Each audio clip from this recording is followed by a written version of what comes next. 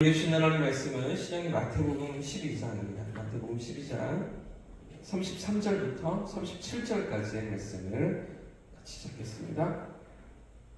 마태복음 12장 33절부터 37절 말씀인데요. 기록해서 읽겠습니다. 나무도 좋고 열매도 좋다 하든지 나무도 좋지 않고 열매도 좋지 않다 하든지 그 열매로 나무를 아느니라.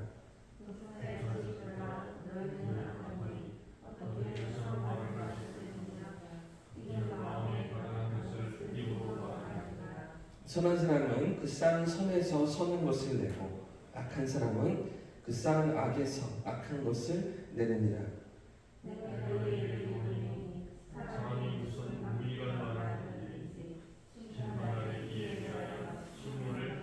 같이 읽겠습니다. 내 말로 의롭다함을 받고 내 말로 정죄함을 받으리라. 아멘. 할렐루야. 하나님께서 허락하신 보원에도 성령의 인도하심을 따라 승리하시기를 축복합니다. 어제 본문에서 우리는 왜 성령 회방죄가 용서받을 수 없는지, 어떤 이유에서 그러한지를 살펴보았죠. 어떤 이유 때문입니까?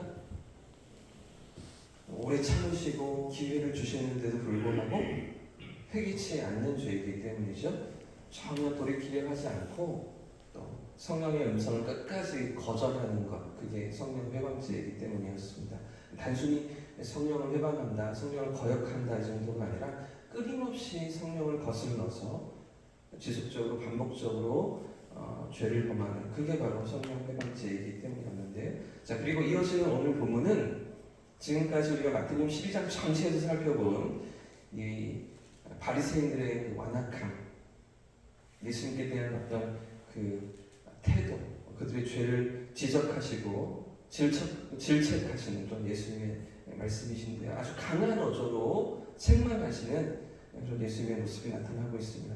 지금까지는 그래도 타이르시고 깨우치시고 또 설득하시려는 그런 예수님의 모습이었다면 오늘 본문에서는 지금까지는 완전히 다르게 또 아주 덕한 말로 저주를 쏟아내시며 꾸짖으시는 그런 예수님의 모습이 나타나고 있는데요. 33절 말씀 먼저 같이 한번 읽어보겠습니다. 33절입니다. 시작. 나무도 좋고 열매도 좋다 하든지 나무도 좋지 않고 열매도 좋지 않다 하든지 하라. 그 열매로 나무를 아느니라. 아멘. 여러분, 예수님의 이 말씀이 어떤 의미입니까? 나무에서부터 열매가 나온다. 당연한 것 아닙니까? 이게 어떤 의미이죠? 아무리 좋아 보이는 나무도 열매가 나쁘면 어떻다? 나쁜 나무라는 거죠. 아무리 나빠 보이는 나무도 열매가 좋다면 좋은 나무라는 것입니다. 다 아는 이야기죠. 자, 그런데 이 말씀이 어떤 의미일까요? 무슨 말씀을 하고 계십니까? 너희가 맺고 있는 열매가 무엇인가를 돌아보라 이 말씀입니다. 지금 너희가 어떤 열매를 맺고 있는가 그걸 생각해보라 이렇게 말씀하시는 것인데요. 지금껏 바리새인들은 자신들이 좋은 열매를 맺고 있다고 생각했습니다. 하나님의 율법을 따르고 전통을 준수하면서 경건은 자신들의 삶이라고 생각했던 것이죠. 자, 그러나 이런 그들의 열매가 무엇이었습니까? 그 예수님 앞에서 나타내고 있는 그들의 열매가 무엇이었습니까? 거짓으로 모함을 만들고 있었잖아요. 그렇죠?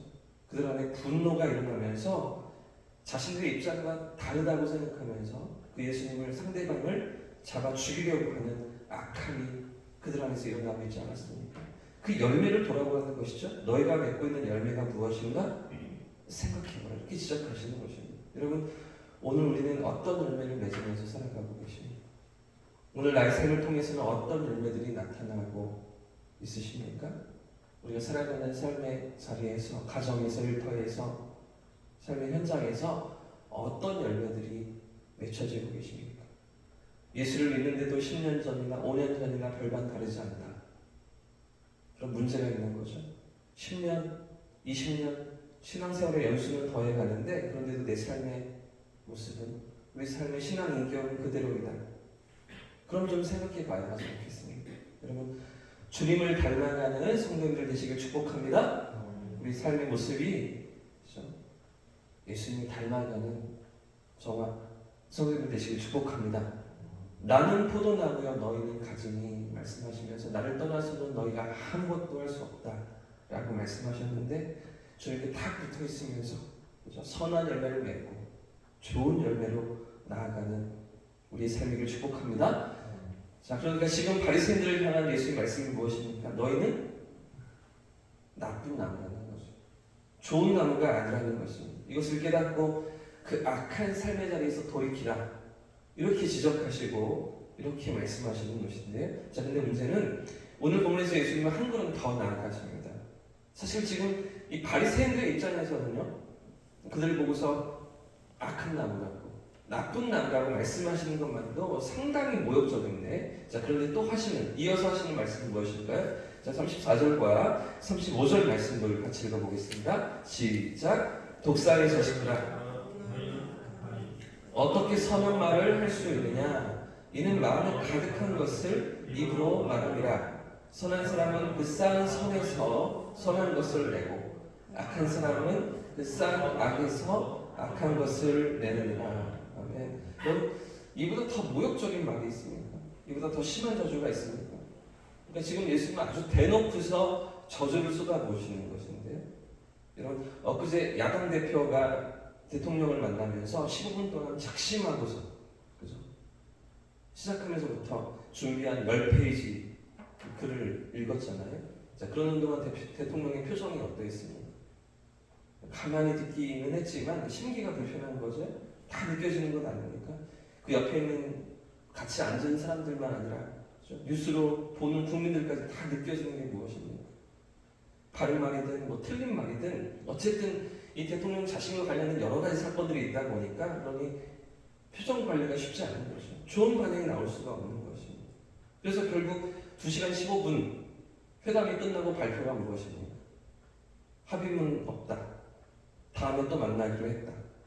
그런데 그때가 언제인지는 모른다. 좋지 않게 끝나고 있는 거잖아요. 그런데 여러분, 지금 예수님은 어떠십니까? 안 그래도 죽이겠다고 앙심을 품고 있는데, 그런데 그런 사람들에게 기름을 쏟아붓고 계십니다. 여러분, 지금 이스라엘 백성들에게 있어서 뱀이 어떤 상징이죠? 성경에서 뱀이 어떻게 등장합니까? 그런데 독사의 자식들아, 이렇게 막 공격을 쏟아붓고 계시는 예수님. 성경에서 뱀이 어떤 의미입니까? 에덴 동산에서 사탄으로 등장했잖아요. 뿐만 아니라 광야에서 여러 차례 이스라엘 백성들을 괴롭히면서 힘들게 했던 그렇게 혐오스럽고 부정적인 상징이 뱀이었잖아요. 자, 그런데 지금 바리새인들을 향해서 독사의 자식이라고 하시니 이거 뭐 돌이킬 수가 없는 그런 관계로 이제 치닫고 있는 것인데, 자, 이런 공격을 받은 바리새인들이 예수님께 대해서 호의적일 수가 없겠죠. 이런 심한 모독과 치욕을 당한 종교 지도자들이 예수님을 죽일 음모를 꾸미는 것은 어쩌면 당연해 보이기도 합니다. 자, 그런데 여러분, 중요한 것은 그럼 왜 예수님께서 이렇게까지 심한 저주를 쏟아부으시느냐 하는 것이죠. 왜 그렇게까지 싫어할 것을 다 아시는데도 왜 그들의 자존심을 건드리시면서 그들의 치부를 들춰내시는 것입니다. 그 이유가 무엇일까요? 자, 마지막으로 36절과 37절 말씀도 같이 읽어보겠습니다. 시작. 내가 너희에게 이르노니 사람이 무슨 무익한 말을 하든지 심판날에 이에 대하여 신문을 받으리니 내 말로 의롭다함을 받고 내 말로 정죄함을 받으리라. 아멘. 다시 한번 보십시오. 내가 너희에게 이르노니 사람이 무슨 무익한 말을 하든지 어떤 무익한 말을 할지라도 그 말 그대로 심판날에 신문을 받는다. 근데 지금 너희가 하고 있는 말은 무엇이냐는 것이죠. 너희가 내뱉고 있는 말들은 어떤 것들이냐? 이렇게 말씀하시는 것입니다. 거짓이고, 그죠? 진실이 아니고, 그죠? 없는 말을 만들어서 모함을 하면서, 그러면서 너희가 지금 진리가 아닌 거짓 편에 서고 있지 않느냐? 그러면서 심판의 날에 너희가 서지 못할 것이다.